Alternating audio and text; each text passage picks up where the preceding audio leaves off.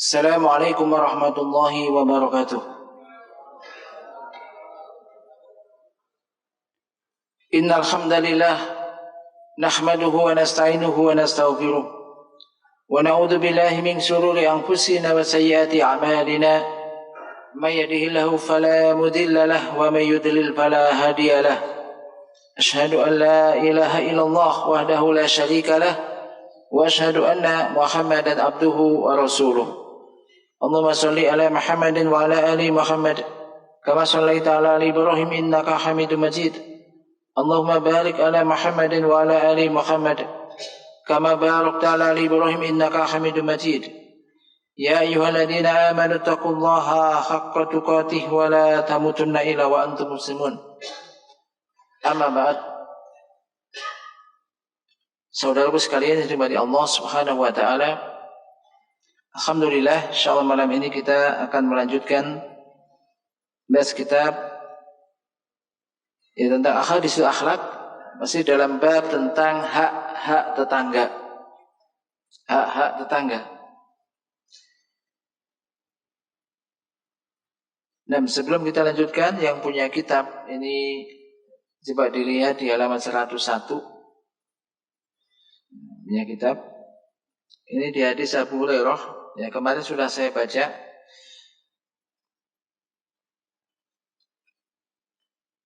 Mungkin harokatnya ya, ada yang bawa kitab, saya lihat ada beberapa yang punya kitab. Di situ tertulis, ini qalam alif an Abi Hurairah radhiyallahu anhu qala Rasulullah sallallahu alaihi wasallam man kana yu'minu billahi wal yaumil akhir fala yu'zi jarahu. Ini yang saya ingin sampaikan. Di situ tertulis fala yu'zi jarahu. Itu majzum ya, jazm. Jadi hamzahnya ya-nya ini tidak ada. Fala yu'zi jarahu. Fala yu'zi jarahu.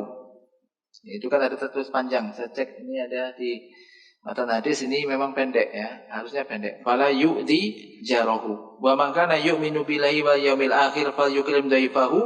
Wa man kana yu'minu billahi wal yaumil akhir falyakul khairan aw liyaskut. Muttafaqun alaih. Nah, ini kemarin kita telah sebutkan, kita bahas ya. Jadi bahwasanya Rasulullah SAW bersabda, barang siapa yang beriman kepada Allah dan hari akhir, maka janganlah dia menyakiti tetangganya. Ini yang pertama. Dan barang siapa yang beriman kepada Allah dan hari akhir, falyukrim dhaifahu, maka adalah dia memuliakan tamunya. Wa man kana yu'minu billahi wal yaumil akhir falyakul khairan aw liyaskut. Muttafaqun alaih. Dan barang siapa yang beriman kepada Allah dan hari akhir, maka hendaklah dia mengucapkan yang baik atau dia diam.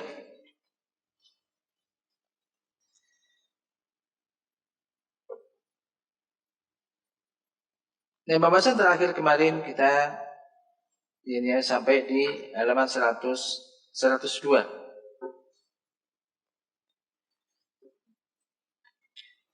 Kita ulang sekilas, ini bagian terakhir di halaman 101. Qala mu'allif hafidhallahu ta'ala, wa yasma'u ma yanbaghi lil jar min huquqin amrani azimani. Jadi ada dua perkara yang agung yang seyogyanya diperhatikan dari hak-hak tetangga. Yang pertama adalah yaitu hendaknya memperhatikan masalah memuliakan tetangga dan berbuat baik kepadanya. Memuliakan tetangga dan berbuat baik kepadanya, berbuat ihsan.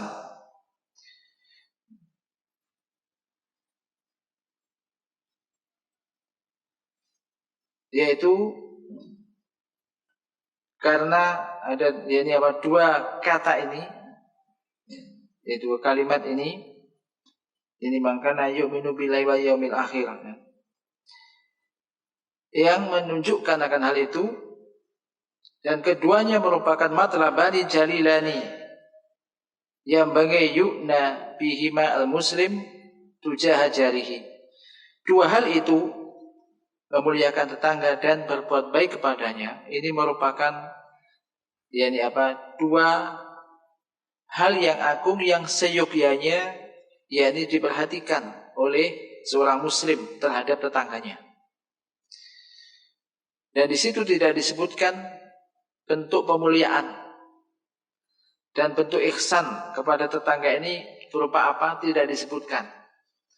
Tujuannya untuk supaya ini mencakup secara umum segala bentuk ihsan yang bisa dimuliakan. Pemuliaan dan bentuk ihsan kepada tetangga yang mampu dilakukan. Berarti ini sifatnya apa? Luas, mencakup apa saja. Agar supaya hal itu ada bab, masuk dalam bab tanafus, saling berlomba-lomba di antara tetangga yang masing-masing melakukan apa yang mudah dilakukan untuk memuliakan tetangga dan untuk berbuat baik kepadanya. Dan setiap kali perbuatan baiknya kepada tetangga ini semakin bertambah, semakin banyak, maka akan bertambah pula dan semakin besar pula pahala yang didapat. Dan ini kalau kita perhatikan, kadang tetangga A dan B ini kadang berbeda-beda kemampuannya untuk memuliakan tetangga. Karena Allah menciptakan demikian, kadang tidak sama antara A dan B diberi kemampuan. Maka masing-masing berupaya untuk memberikan yang terbaik untuk terhadap tetangganya.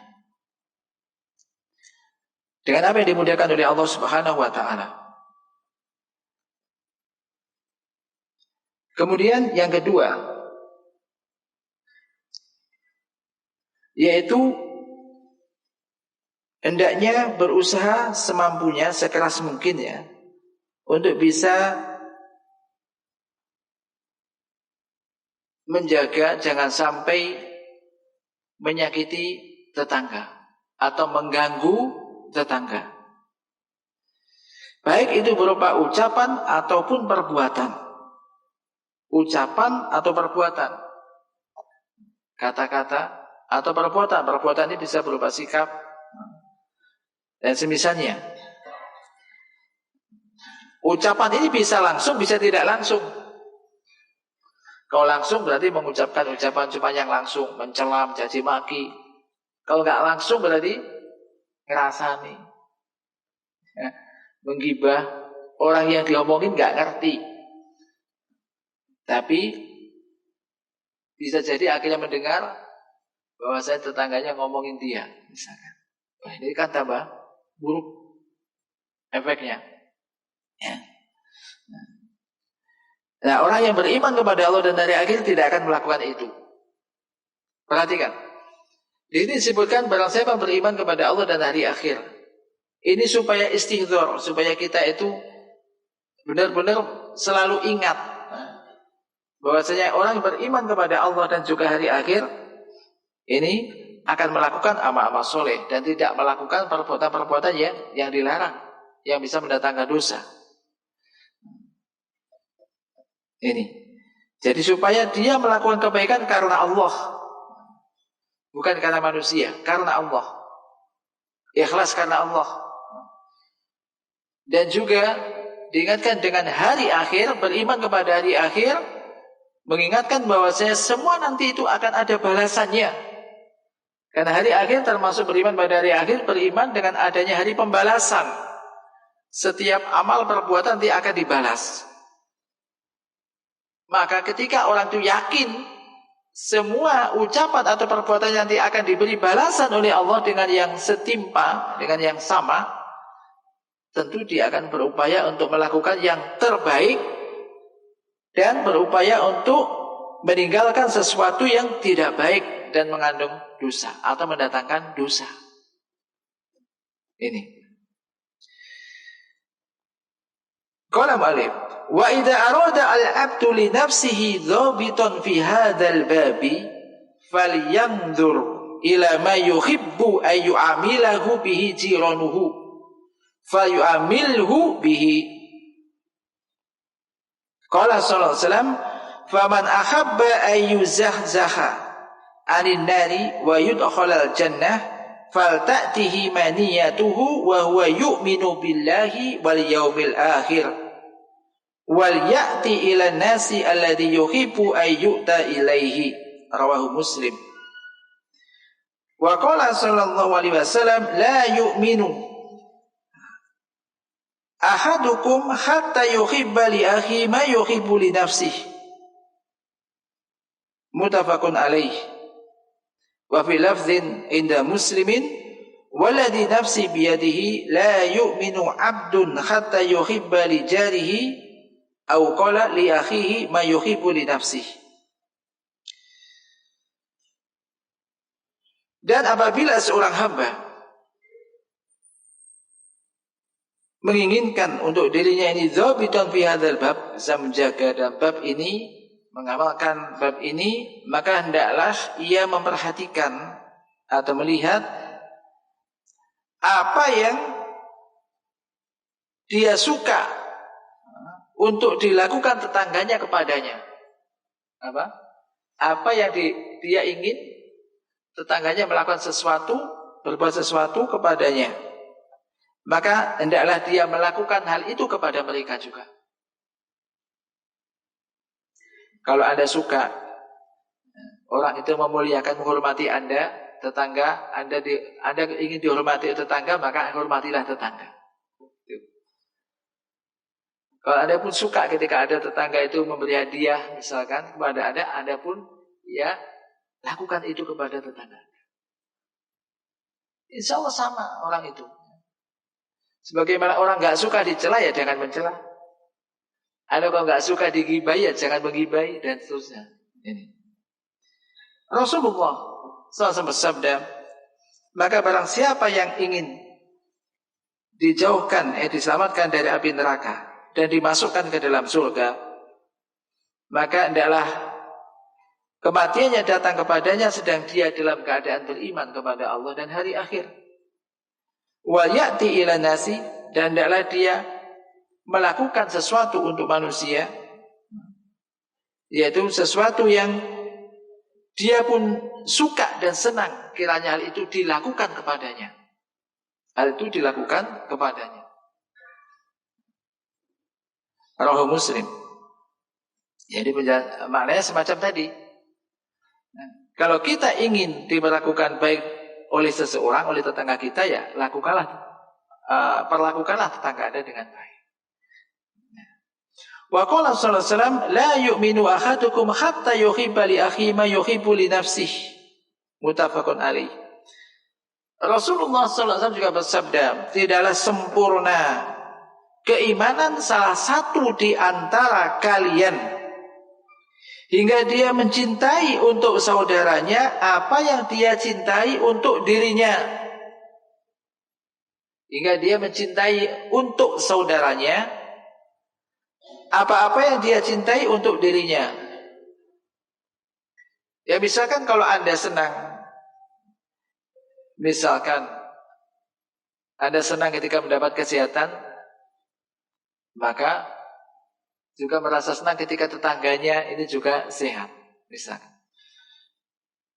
Anda senang ketika mendapat keberhasilan, maka hendaknya juga kita senang ketika tetangga kita mendapat keberhasilan, mendengar keberhasilan, kita ikut senang. Jangan sebaliknya. Begitu tetangganya itu mendapat tambah rezeki, keberkahan, keberhasilan, tambah dongkol. Mendapat temannya, saudaranya, orang yang ada di sekitar kita mendapat prestasi, kita tambah, misalkan orang itu tambah jengkel. Nah ini berarti menunjukkan gak baik dia.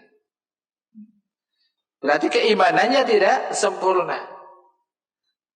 Makanya mengatakan tidaklah keimanan salah seorang di antara kalian itu sempurna. Tidak sempurna keimanan salah satu di antara kalian hingga dia mencintai untuk saudaranya apa yang dia cintai untuk dirinya.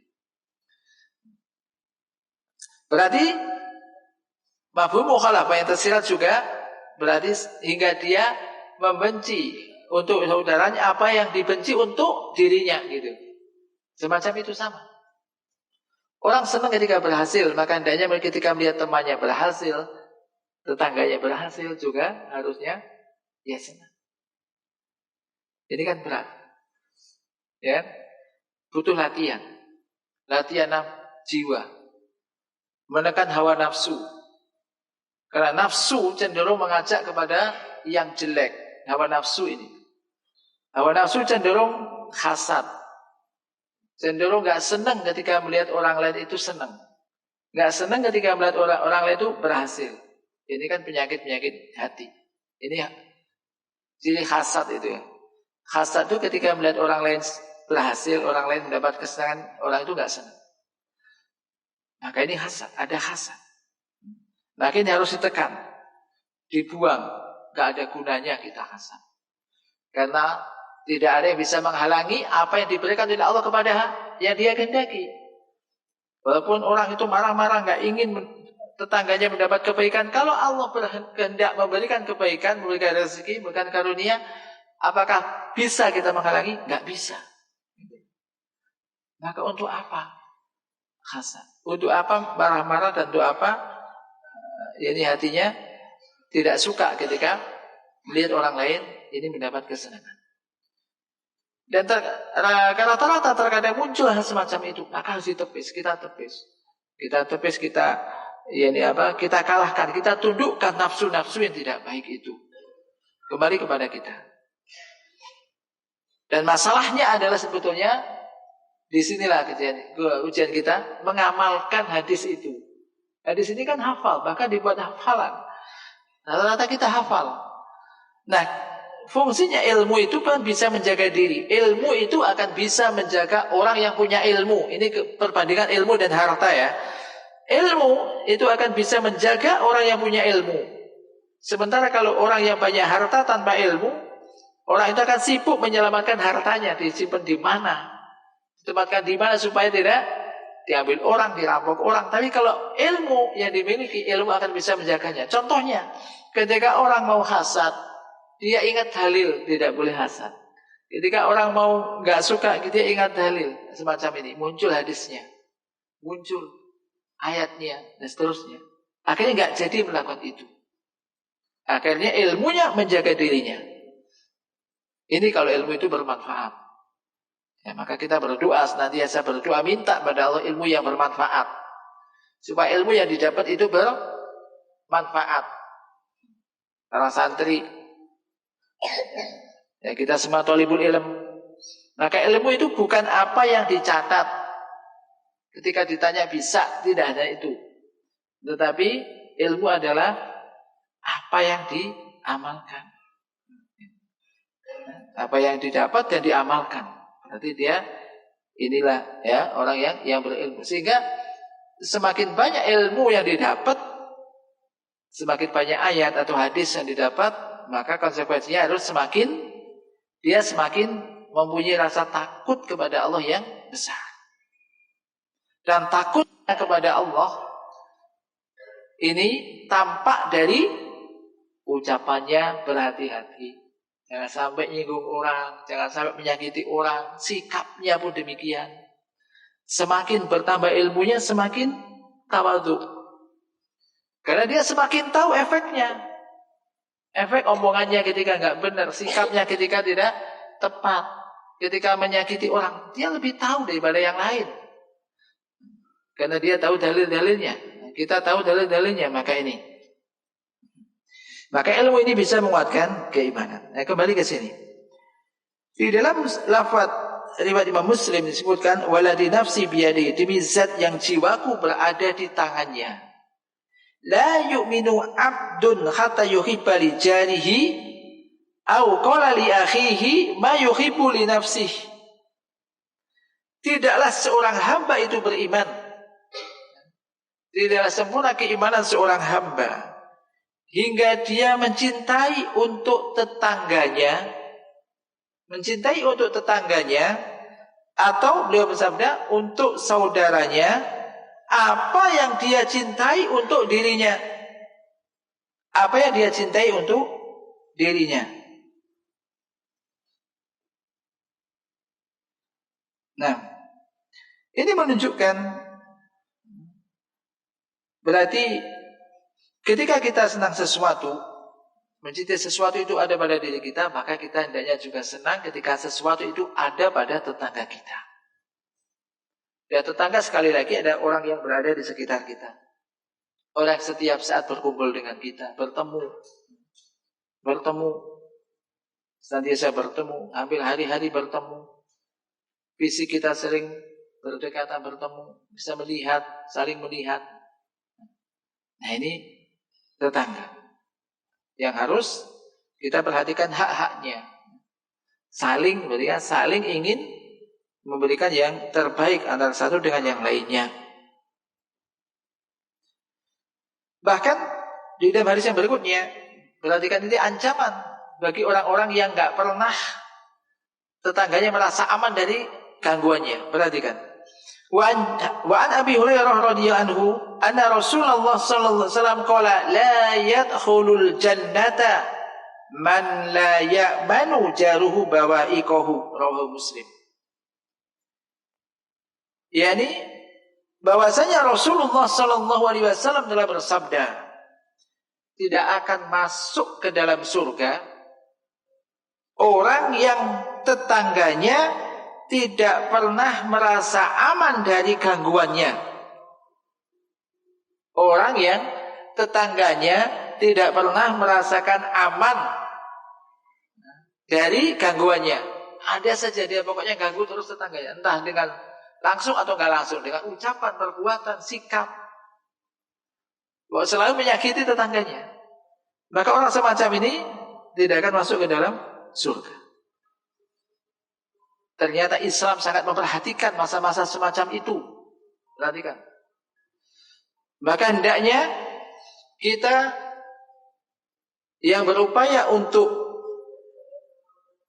mengikuti Al-Quran dan juga Sunnah, ittiba kepada Rasul, melakukan perintah-perintahnya dan menjauhi, berupaya untuk ittiba, menjauhi larangannya, maka ini hendaknya menjadi orang yang pertama yang mengamalkan itu, karena kita yang tahu hadis-hadis tersebut dalam rangka untuk mengamalkan perintah. Apa yang diperintahkan oleh Nabi lakukan, apa yang dilarang tinggalkan. Maka di sini tersirat apa? Larangan. Maka disebutkan tidak akan masuk dalam surga. Berarti ini larangan. Siapa orang yang tetangganya nggak pernah merasa aman dari gangguannya, berarti jangan ganggu tetangga. Hati-hati, jangan mengganggu tetangga. Karena orang yang tetangganya merasa terusik, merasa terganggu, misalkan mutar, bukanlah apalagi lagu-lagu ya, apalah, tentang audio sangat keras di saat tetangga yang lain sedang istirahat, sehingga nggak bisa istirahat dengan nyaman. Hati-hati. Maka ini mengganggu hal semacam itu. Termasuk dengan tadi ulahnya, sikapnya. Nah ini pokoknya berupaya bagaimana tetangga tidak merasakan gangguan, artinya merasa aman lah, merasa aman dari gangguannya, tidak terganggu olehnya. Ini. Demikian juga an Abi Suraih radhiyallahu anhu.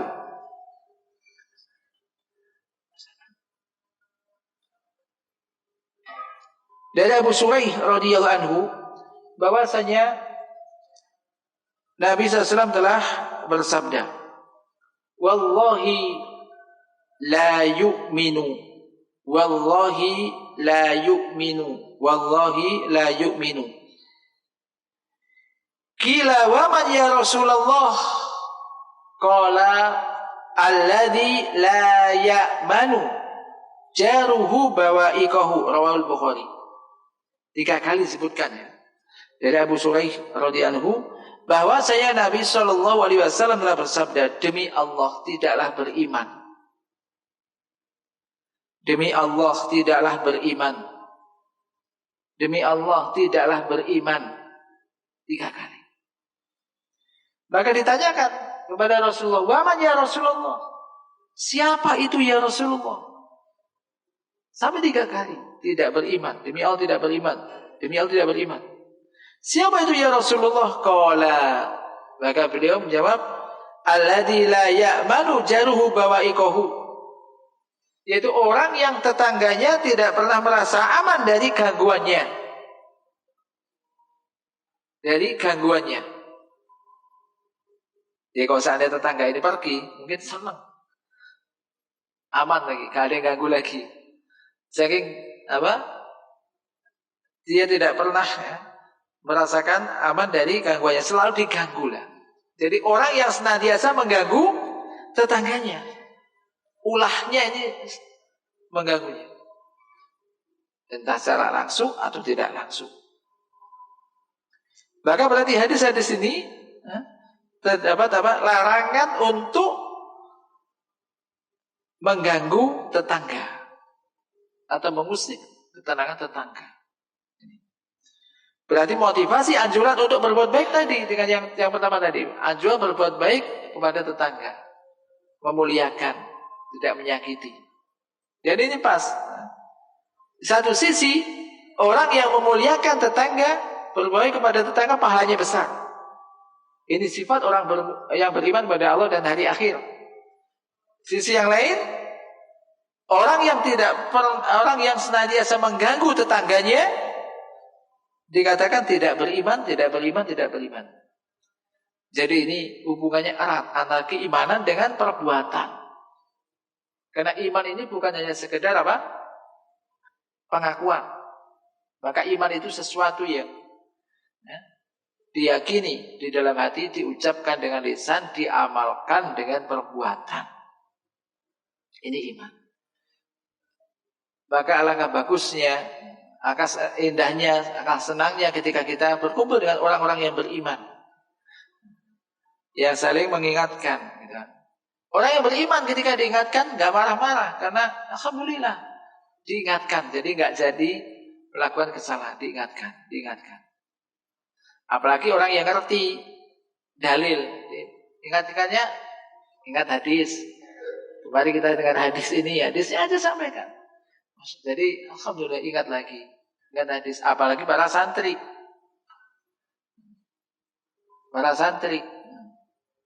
Maka di mana santri tolabul ilm ini ada orang yang hampir setiap hari baca hadis, baca Quran. Apalagi pondok tahfidz. Yang ada mesti menghafal Quran, membaca ya. Sambil membaca dipahami artinya apa yang dibaca. Baca itu. Kemudian diamalkan. Maka tentu amalannya berupa senantiasa baiklah. Gak akan ada namanya membuli temannya, mengolok-olok, mengganggu. Ingat, gak akan beriman orang senantiasa mengganggu temannya. Temannya gak pernah merasa aman, hati-hati. Maka ironis sekali ketika di sebuah pondok atau ma'had misalkan terjadi anak dibuli temannya, dibuli kakak kelasnya, diganggu, diolok, atau diajak. Udah, ilmunya di mana? Tiap hari diajarkan ilmu. Kalau sampai melakukan semacam itu, gak bermanfaat berarti ilmunya. Maka ini jangan sampai terjadi. Karena kita khawatir ketika orang sudah punya ilmu kok gak diamalkan, khawatir menjadi magdzub alaih, yaitu orang yang dimurkai. Tahu ilmunya kok gak dikerjakan, ilmunya gak dilakukan.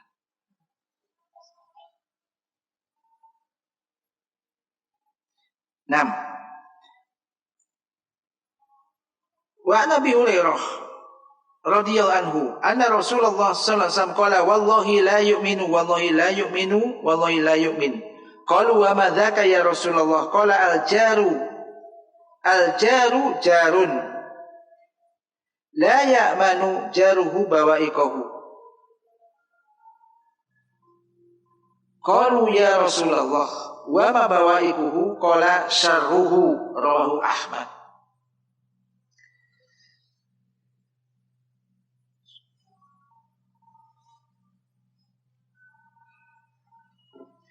Dari Abu Hurairah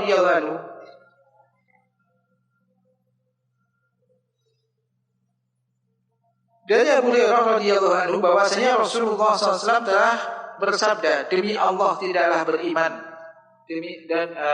Demi Allah tidaklah beriman, demi Allah tidaklah beriman.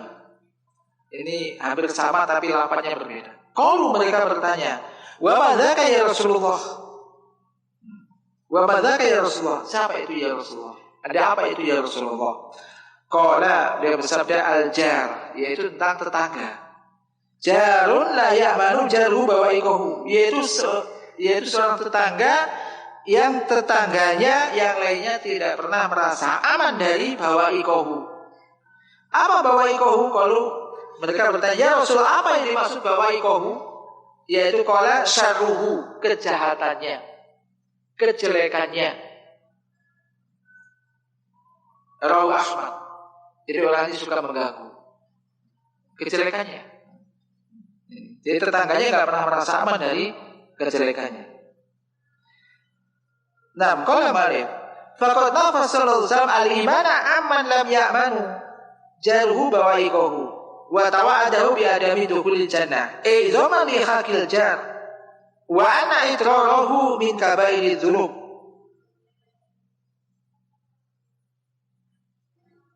Wa idza kana hadha bi mujarradil khauf min bawaikihi